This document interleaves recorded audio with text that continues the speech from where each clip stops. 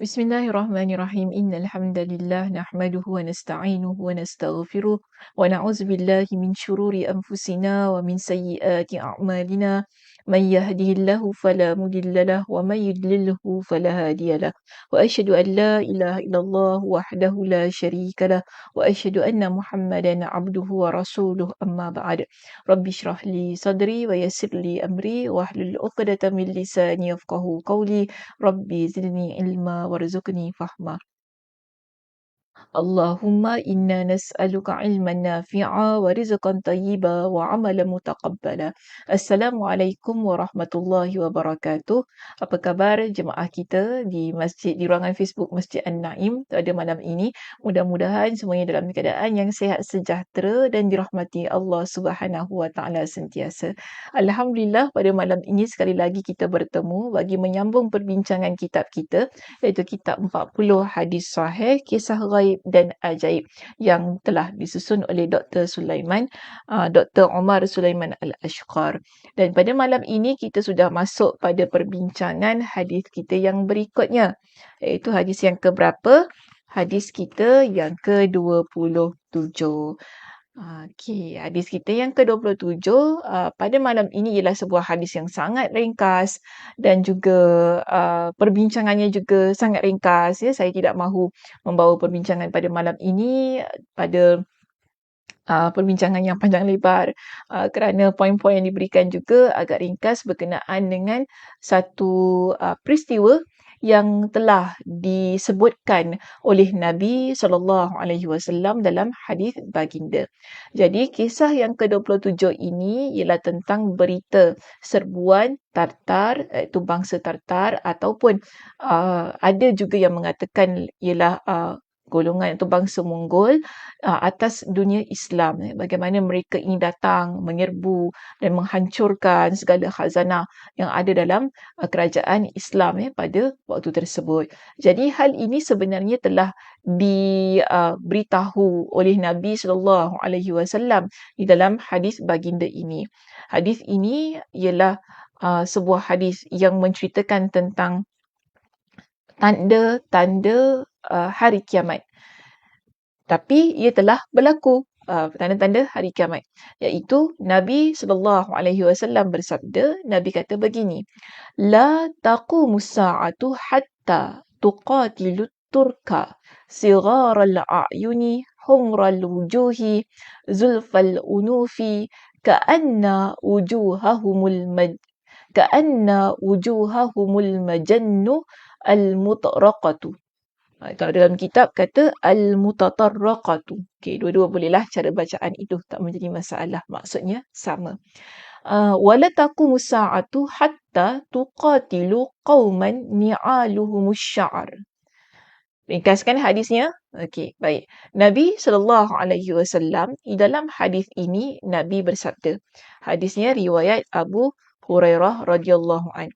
Nabi kata begini, hari kiamat tidak akan terjadi sehingga kalian memerangi bangsa Tatar yang bermata sepet. Jadi di perenggan yang awal ini Nabi SAW memberikan sifat, maknanya Nabi describe bagaimana golongan Tatar ini ataupun bangsa Mongol ini yang akan memerangi kita ataupun yang akan memerangi dunia Islam. Ini telah terjadi, ya. Kemudian bagaimana situasi mereka? Nabi kata pertama, mereka ini bermata sepet, seterusnya berwajah kemirah-mirahan, berhidung kecil, muka mereka seperti perisai. Bagi tentera, maknanya muka dia, nak kata leper tu tak jugalah. Perisai tu macam shield yang kita gunakan untuk berperang. Itu kan. Jadi Nabi kata muka mereka macam perisai itu. Dan hari kiamat juga tidak akan terjadi. Jadi di sini ada dua tanda yang Nabi SAW berikan. Okey. Pertama, Nabi kata sehingga kalian memerangi bangsa Tatar. Dan kedua, Nabi kata hari kiamat tidak akan terjadi sehingga kalian memerangi Tatar. Itu yang pertama, maaf ya. Yang kedua, Nabi sebutkan hari kiamat juga tidak akan terjadi sehingga kamu memerangi satu kaum yang memakai kasut yang diperbuat daripada bulu.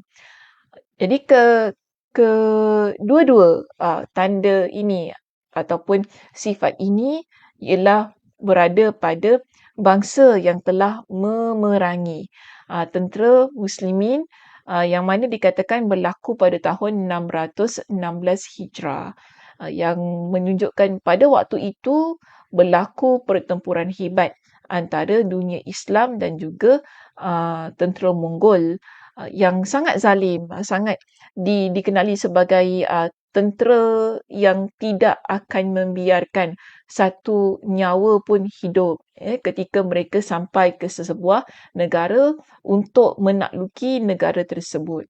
Jadi di sini saya terus masuk kepada pengajaran hadis. Memang ringkaslah perbincangannya. Tak ada banyak perkara yang nak dibincangkan untuk kisah kita yang ke-27 ini. Yang penting di situ Nabi memberikan kepada kita bagaimana rupa manusia yang akan memerangi ataupun bagaimana bangsa Tatar ini sifat mereka, iaitu matanya sepet, berwajah kemirah-mirahan, maknanya putih kan. Biasanya mereka ni duduk di tempat-tempat sejuk, jadi wajah mereka kemirah-mirahan. Dan seterusnya hidung mereka kecil. Dan disebutkan juga di sini permukaan wajah mereka seperti perisai bagi tentera. Dan hari kiamat juga tidak terjadi sehingga kamu memerangi, maknanya kita memerangi mereka. Iaitu kaum ini, mereka juga golongan bangsa Tatar ini, mereka memakai kasut yang diperbuat daripada bulu. Kan biasanya kasut ini dia rasanya biasa nampak tu kan, biasa nampak. Saya nak describe pun susah. Tapi dia macam kasut biasa kita pakai masa winter dan dia berbululah kasut itu. Jadi di sini pengajaran yang boleh kita ambil daripada hadis ini. Pertama, dalam kitab kita sebutkan ada 5 ada 5 pengajaran, tapi saya masukkan 3 di dalam slide saya di situ. Pertama Nabi SAW mengkabarkan tentang peperangan kaum muslimin dan Tatar. Dan Nabi SAW menyebutkan sifat-sifat yang kita akan perangi serta terjadinya yang demikian sesuai dengan segala yang diberitahu oleh Rasulullah SAW pada tahun 616 Hijrah. Jadi kita dapati bahawa semasa Nabi hidup, Nabi sudah beritahu peristiwa ini akan berlaku. Inilah yang kita kata dari sudut ghaibnya dalam hadis ini tu di mana? Tentang peristiwa yang bakal berlaku itu dan akhirnya sebelum kiamat ia telah berlaku. Yang Nabi sebutkan sebagai tanda-tanda bahawa akan terjadinya hari kiamat. Jadi Nabi sebutkan semasa Nabi hidup dan peristiwa itu terjadi pada tahun 616. Yang mana dia kata di sini kaum muslimin berlaku peperangan antara kaum muslimin dan golongan Tatar itu tadi. Dan di sini dikatakan bahawa kepentingan inilah menunjukkan betapa pentingnya kita mempelajari hadis-hadis fitnah, iaitu hadis-hadis fitan kalau dalam bahasa Arab, dan peperangan. Bermakna bila kita belajar tentang sesuatu yang Nabi SAW telah sebutkan dan ia bakal terjadi ataupun telah terjadi, ianya menjadi peringatan kepada kita setiap apa yang Nabi SAW sebutkan adalah perkara yang benar dan ia akan terjadi. Jadi jika ada perkara yang Nabi SAW sebutkan di dalam hadis-hadis berbentuk fitan ataupun hadis-hadis peperangan ini ia belum berlaku, maka kita sebagai umat Islam perlu berhati-hati dalam kehidupan ini agar kita bersedia tentang keadaan-keadaan yang mungkin kita hadapi sesuai dengan apa yang telah disabdakan oleh Nabi SAW itu tadi. Maka inilah yang disebutkan oleh pengarang kitab kita di sini tentang pengajarannya, yang mana pada waktu kejadian ini kerajaan Islam pada waktu itu mereka tidak mengambil perhatian penuh terhadap apa yang disabdakan oleh Nabi SAW berkaitan dengan peristiwa ini. Maka sebab itu mereka tidak memiliki persediaan untuk berhadapan dengan golongan tersebut. Dan dikatakan di sini justru sepatutnya kita membiarkan apa yang mereka biarkan kepada kita dan tidak melakukan seperti yang dilakukan oleh Khwarizm Shah. Jadi pada waktu itu kerajaan Islam dikuasai ataupun dipimpin oleh satu kekuasaan yang diketuai oleh Khwarizm Shah. Dan Khwarizm Shah di sini dia tidak mengambil perhatian terhadap hadis-hadis tentang peperangan, tentang fitan ini sehingga menyebabkan kejatuhan yang berlaku pada kerajaannya ketika berlaku peperangan antara tentera muslimin yang di bawah pimpinannya dan juga golongan Tatar itu. Jadi hal demikian kerana ia menunjukkan besarnya kesalahan. Jadi bila itu berlaku, kita dapati bahawa kesilapan yang sangat besar yang ada pada diri umat Islam yang sepatutnya bila kita mempelajari hadis-hadis ini, ia menjadi peringatan dan menjadi persediaan untuk diri kita. Sebab itu, bila kita belajar tentang hadis ini, bila Nabi kata apa, nanti pada akhir zaman akan berlaku begini, begini, begini, kita bersedia. Kita mengambil pendekatan untuk lebih memantapkan keimanan, lebih beramal soleh, lebih menjadi seorang muslimah yang takut dengan kejadian-kejadian yang begini yang Nabi SAW sebutkan. Namun ketakutan itu diatasi dengan persediaan. Bermakna jika kita ditakdirkan berada pada situasi itu, kita sebagai seorang yang beriman kepada Allah, apa yang sepatutnya kita lakukan? Dan kita kata, oh benarlah, ini yang telah disabdakan oleh Nabi SAW. Jadi bila kita belajar tentang hadis-hadis begini yang menyebutkan tentang tanda-tanda hari kiamat, berkaitan hal-hal yang gaib itu, ia tidak boleh diremehkan. Kerana ia seharusnya menjadi persediaan untuk diri kita berhadapan dengan situasi tersebut. Seterusnya yang ketiga, dikata di sini, besarnya musibah yang menimpa kaum muslimin dengan serbuan tentera Tatar ataupun tentera Mongol pada waktu itu. Jadi dia kata segala yang dilakukan Tatar terhadap orang-orang Islam adalah termasuk sebagai musibah terbesar yang menimpa kaum muslimin. Hal ini demikian kerana kaum muslimin menjauh daripada agama. Jadi ini merupakan antara punca kekalahan tentera muslimin pada waktu itu. Tentera Mongol ataupun Tatar dalam hadis yang menyebutkan adalah tentera yang sangat zalim. Bila kita belajar ataupun bila kita baca tentang sejarah peperangan ini, kita dapati bahawa ketika kota Baghdad diserang oleh tentera Mongol, pada waktu itu tidak ada nyawa pun yang disisakan oleh tentera ini. Mereka membunuh sehingga dapati bahawa darah mayat ni bertindih-tindih seperti gunung. Begitu keadaannya, dahsyat. Dan pada waktu tersebut, sebenarnya dunia Islam adalah dunia yang penuh dengan tamadun daripada sudut pendidikan, keilmuan, daripada sudut seni benanya.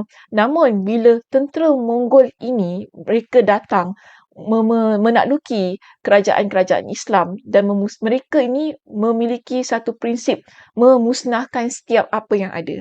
Sehingga disebutkan bahawa perpustakaan yang ada di kota Baghdad hampir semua dibakar oleh mereka dan buku-buku semuanya dimasukkan ke dalam sungai dan disebutkan dalam peristiwa ini bahawa sungai pun berubah menjadi hitam kerana dakwat-dakwat yang keluar daripada buku-buku ataupun kitab-kitab yang mereka hancurkan. Jadi sangat dahsyat. Namun satu perkara yang boleh kita pelajari daripada peristiwa ini ialah sebagaimana yang disebutkan oleh pengarang kitab dalam kitab kita di situ, dia kata apa? Punca utamanya juga bukan kerana kelalaian tentang hadis-hadis yang disebutkan oleh Nabi, tetapi kerana mereka ni menjauh daripada agama. Kejauhan sesuatu community daripada agama itu ia merupakan musibah yang besar sebenarnya. Kita ataupun saya tak nak kata community lah, kita kata individu lebih mudah ya, lebih mudah untuk kita apply pada diri kita. Sekarang ni bila seseorang yang beriman kepada Allah, dia menjauhkan dirinya daripada agama, tidak mahu beramal dengan apa yang dia imani, merasakan bahawa setiap apa yang ada dalam agama ini menyusahkan, sehingga uh, perlu kepada diri sendiri, tak perlu kepada solat, ini maksudnya lah tak perlu solat, tak perlu puasa, tak perlu beramal, tidak perlu mempraktikkan apa yang mereka percaya.